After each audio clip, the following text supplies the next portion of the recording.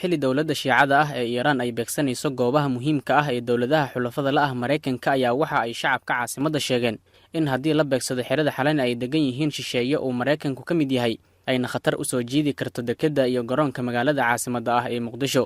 Shacabka magaalada Muqdisho ayaa sheegay in weerar kasta oo ay Iiraan iyo xulafadeeda la beegsadaan xerada Xalane uu si toos ah u burburin karo dekedda iyo garoonka magaalada Muqdisho, iyagoona dadweynaha ku baaqay in la dumiyo xerada Xalane si ay u badbaadaan dekedda iyo garoonka magaalada Muqdisho oo ay ku tilmaameen lafdhabarka dhaqaalaha dalka. horta anaguna hal mid uga sii daranaho aragti meel uga dhawna anaguna Xalane iyo meeshii kaleeto iyo sheeg Beledoogle ay noo joogaan. waxaan leenahay beri gantaalka iyo firarka soo gaara nagama daaweyn doontaan mana celi kartaan. Iiraan wadamo idinka awood badan oo anaga naga awood badan ay iska celi waayeen. gantaalkoodana waxa ku qabana ma hayno anaga waxaa fooriyay ay iska celi weynay. waxaan leenahay meeshaas airportka u dhow haddii wax ku soo dhacaan ummadaas airportka joogto dhan waa dhamaanayaan. waxaan leenahay Xalane la baneeyo xataa sida meeshan oo xamarka jablo dumiyo kaleeto cadaf la daro. marka waxaan leenahay Xalane la jajabiyo si aan anagu uga nabad galno oo airportkeena u nabad galo. hadda maciishadii lagu qaaliyowday haddii ay airportkii iyo wax la midkaan ay naga jajabaan anaga 20 sano dib u noqonaynaa. waa airportka kaliya iyo dekedda kaliya aan haysano oo maanta ku noolnahay. wasaarad ma lihinin, wakaalad ma lihinin, wax aan leenahay ma lahan, wax soo saar ma lihinin oo warshado ma lihinin.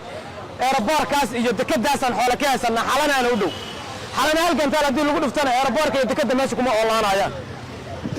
diyaaradaha xumo qaanaxa oo yaalaano maamul goboleedyada iyo dadka xamaaliga ka xamaasaan iyo maraakiibtaas oo la soo kireysto waa baaba'ayaan. dowladda Mareykanka ayaa fariisimo waaweyn ku leh Beledoogle oo ah gobolka Shabeellaha Hoose iyo xerada Xalane oo kaabiga ku haysa dekedda iyo garoonka magaalada Muqdisho.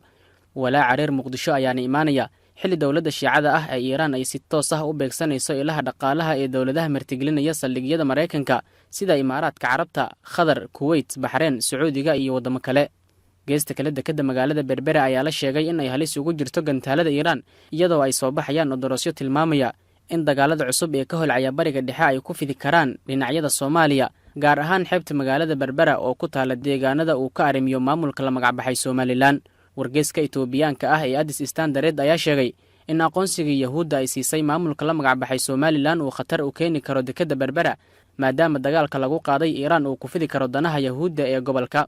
Addis Standard wuxuu intaasi ku daray in Imaaraadka Carabta oo ay ku hoobanayaan diyaaradaha droniska iyo gantaalada Iiraan kaliya aanu maamulin dekedda Berbera, balse uu sidoo kale leeyahay saldhig ciidan oo u dhow dekedda kaas oo uu dhawaan ballaariyay. wargeyska waxa uu tilmaamayaa in falanqeeyayaashu ay sheegayaan in Imaaraadku uu door muhiim ah ka ciyaarayay aqoonsiga sahayanada ee Somaliland, waxaana suurtagal ah ayuu yiri in ciidamada Yahuudda ay horeyba ugu sugnaayeen saldhigga ciidanka ee Berbera, isagoona wargeyska xusay in haddii uu xaqiiq noqdo joogitaanka ciidamada Yahuudda ay dekedda Berbera noqon doonto mid u nugul gantaalada Xuutiyiinta iyo Iiraan.